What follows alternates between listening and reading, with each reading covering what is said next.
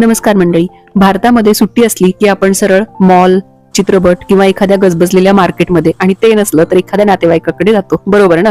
पण इथे जर्मनीमध्ये एक गोष्ट माहितीये का? इथे सुट्टी असली की लोक चक्क जंगलामध्ये पळतात. का बरं?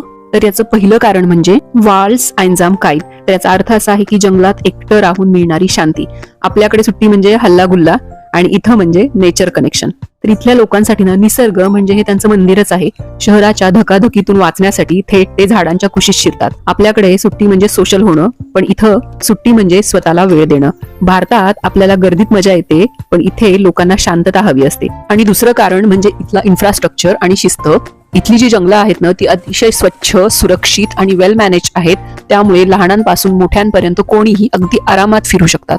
इथे सायकलिंग आणि चालण्यासाठी इतके सुरक्षित मार्ग असतात की कोणीही रस्ता चुकत नाही.